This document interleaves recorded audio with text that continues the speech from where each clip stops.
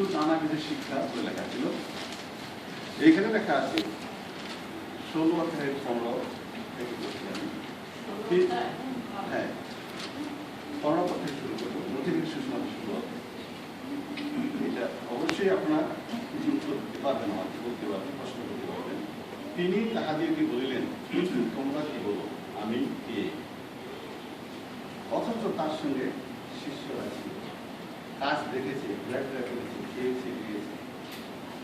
তবুও যিশু তাদেরকে জিজ্ঞাসা করছে, তোমরা বলো। আমরা যিশুর সঙ্গে ঘুরিও নাই, খাইও নাই, কোথাও যাই নাই, ঠিক না, শুধু করেছি বাইরে। তাহলে আমাদের জন্য এই প্রশ্নটা আরো বেশি ইম্পর্টেন্ট, গুরুত্বপূর্ণ। তাকে ঘুরিয়ে সেই জন্য প্রশ্ন, সেই প্রশ্ন করবে। যিশু প্রশ্ন করতে বলেছেন আপনাকে, সেটা করবে না? কিভাবে?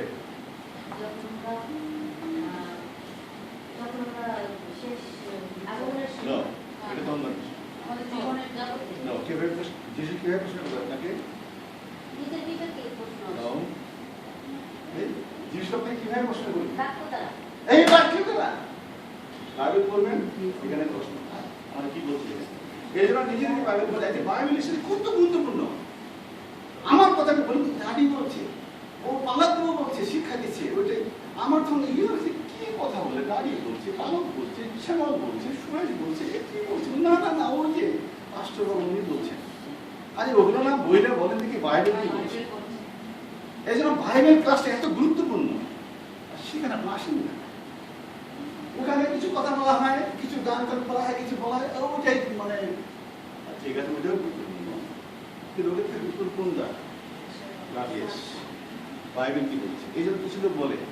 আর তারপর দেখা যায় কিছু তার পাগল হবে। আমি বলছি, আজকে প্রভু আমাকে বলছে, বাইবেল যখন বলছিলাম আমাকে প্রভু বলছে, তখন আমি বুঝিয়েছি, ভেরি গুড। কিন্তু অনেকে বলে কি যে প্রভু বলছে, বাইবেল মধ্যে প্রভু বলছে, অনেকে আমাদের ক্রিটিসাইজ করে থাকে না। কিন্তু এটা ঠিক, বাইবেল যখন পড়লেন তখন কি শুনলেন, কি বুঝলেন, কি জানলেন, দ্যাটস দ্য মোর ইম্পর্টেন্ট। এখানে কি বলবেন?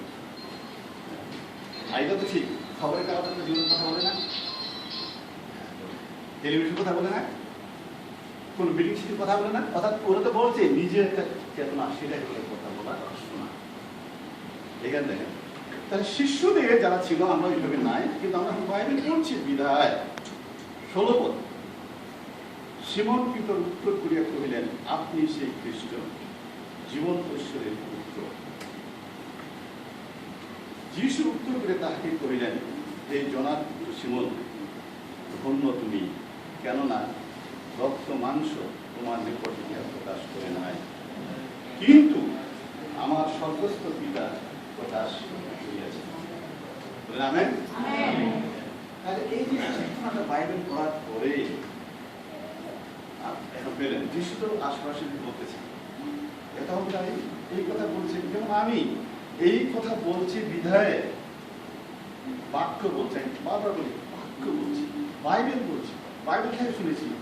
আমি কিন্তু আজ পর্যন্ত কোনো লোকের উদাহরণ দিতেই পারিনি, কারণ উদাহরণ আগে চেষ্টা করছিলাম, কেন দিতে পারি না, যে লোকটার কথা বলবো সে লোকটা তো আমার ভালোই বাসে না। এরকম হচ্ছে না আমাদের। আমার কাছে একটু প্রিয়, কিন্তু অন্যের কাছে সে অপ্রিয়। কারণটা কি? সে মানসিক শরীর নিয়ে চিন্তা ভাবনা সেটা ভুল করেছে, একটা অন্যায় করেছে। কিন্তু বাইবেল তো ঈশ্বরের বাক্য, সেখানে ভুল থাকার কথা না, জেনে বুঝি আমার বোঝার ভুল থাকতে পারে, কিন্তু অন্যের সেখানে সঠিক হতে পারে। এই জন্য এখানে যে এখানে বলা যাচ্ছে যে তিনি, তুমি নিজে বলো নাই, কে বলছে? তোমার ভিতর থেকে যে ঈশ্বর, ঈশ্বর বলছেন যে আমি শুধু না, আমার বাবা অর্থাৎ পিতা ঈশ্বর। তার মানে কি? এটা সব আত্মিক, আধ্যাত্মিক এবং ভিতর থেকে সেটা আছে। এইটা বুঝতে বুঝতে অনেকে আজকে সাধু সুন্দর সিং তিনি বুঝতে বুঝতে খুব পাগল হয়ে গেছে। পাগল মানে কি? জোরদার জমি ধরে বাদ দিয়ে তিনি ঘর বাড়ি ছেড়ে বের হয়ে গেছে। হ্যাঁ, তারপর সাধু সুন্দর সিং এর অভিযান বা তার মিশনারি কাজে ভারতবর্ষে লক্ষ লক্ষ হাজার হাজার এবং আপনি আজকে আছেন। তাহলে আপনি যদি বুঝেন আপনাদের কেন আনন্দ আসবে, ঈশ্বর বাক্য দেন, কিন্তু যদি অন্য বাক্য দেন তাহলে কি হবে? আজ আসবে কাল, কারণ অন্য বাক্য তার স্বাদ মিটাবে না,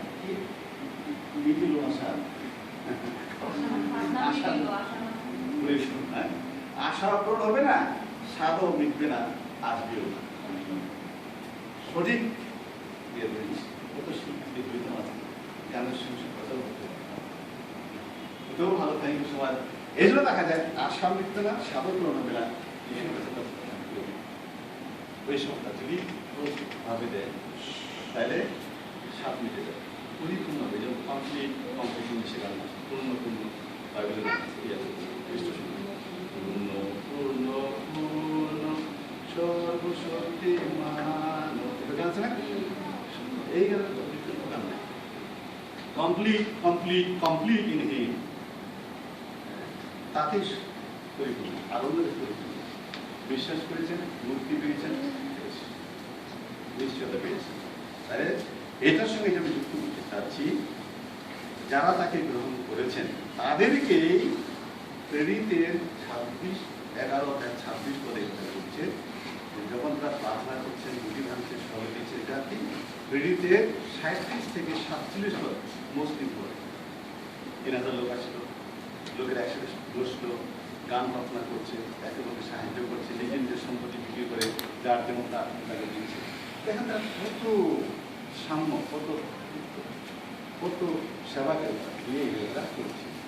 এই করোনার সময় এখানে কিছু কিছু চার সাহায্য করেছে, প্রার্থনা করেছে, কিছু কিছু চাষ কিছু করে নাই, তখন হচ্ছে এটা চার্জ হইল, টাকা দেয় না, সাহায্য করে না।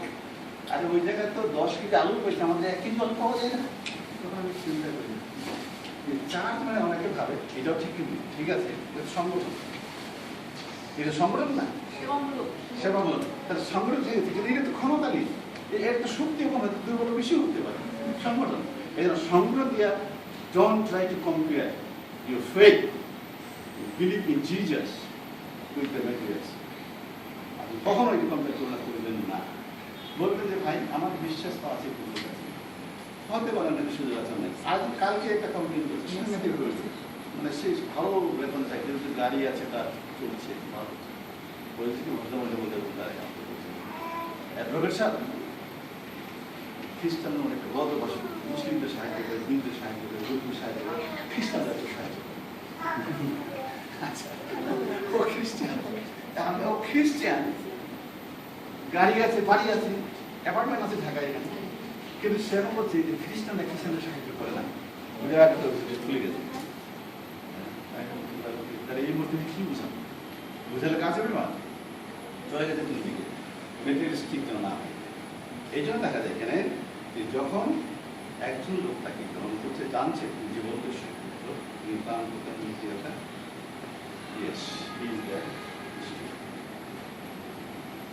সে হচ্ছে খ্রিস্টিয়ান। এইবার দেখি 6 অধ্যায়ের 24 পদ, মতি 6 অধ্যায়ের 24 পদ দেখা যাচ্ছে।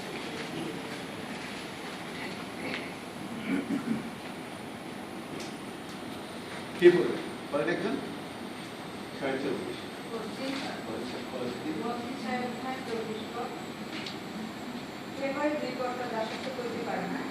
কেননা সে হয় একজনকে দেশ করিবে আর একজনকে প্রেম করিবে, নয়তো একজনের প্রতি অনুরক্ত হইবে আর একজনকে তুচ্ছ করিবে।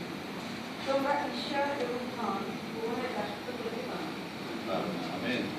ধন বলতে শুধু সরাসরি টাকা পয়সা না বুঝে, ধন বলতে কিন্তু অনেক কিছু জানেন। আমার 4টা ছেলে আর 4টা মেয়ে, শক্তি মানে সে সম্পদ ভাবছে বলে ছেলে মেয়েগুলো শিখবে। আরে তুমি কোনো কিছু করতে হয়, সেটা যদি বলবো এই চালাও, তারপরে নাতি হয়ে গেছে এখন 16টা, নাতি হয়ে গেল, আমি এখন মানে ওইটা সম্পদ ঠিক না, বুদ্ধি, কুটিলতা বুদ্ধি। এই আজকে বাড়ি কিনলো, কালকে একটা গাড়ি কিনলো, পশুটি কিনলো, হ্যাঁ, বা যে কোনো কায়দা কৌশলে, মানে এটা শুধু সম্পদ নয়, শুধু ঝাঁটা করা, তার চলে গেছে কিনে দিবে।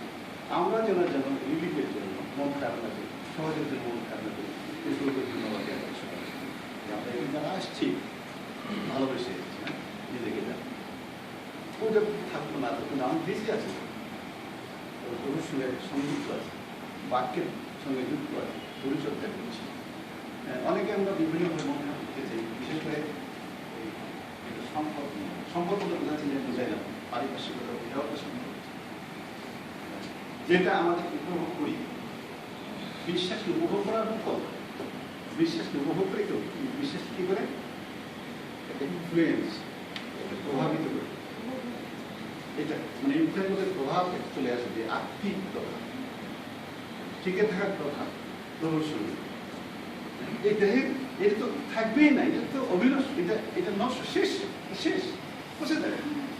কিন্তু আপনার বিশ্বাস আপনাদের থাকবে একদম নষ্ট করে তারপরেও আছে। ওই লোকেরা গান গাইতে বলছি কি মরণের পরে যদি জীবন থাকে সেই জীবনে আমার হবে। হ্যাঁ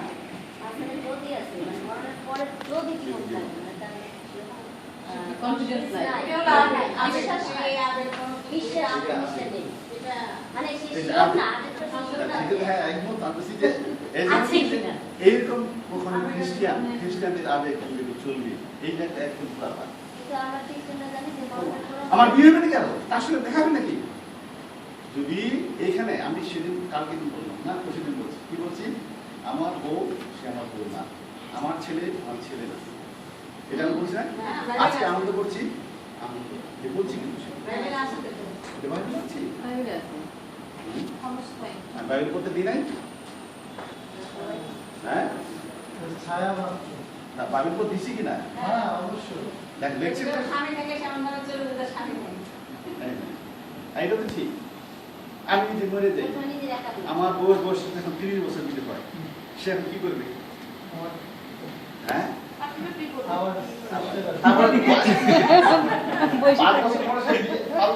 আবার কি করবে? শুধু এই না, আমাদের হুমায়ুন কেউ কাকে বিয়ে করছে? আরে বিয়ে থেকেও ছোট, বিয়ে তাহলে সে এত বছর বয়সে, আজকে আমি যদি বিয়ে করি একটা 16 বছর বা 20 বছর 25 বছর, মানে কি পৃথিবী। এই জন্য বলছি কি যে ওইরকম গান যেন না হয়, আরেকটু না যে মরণ জীবন থাকে সেই জন্য তুমি আমার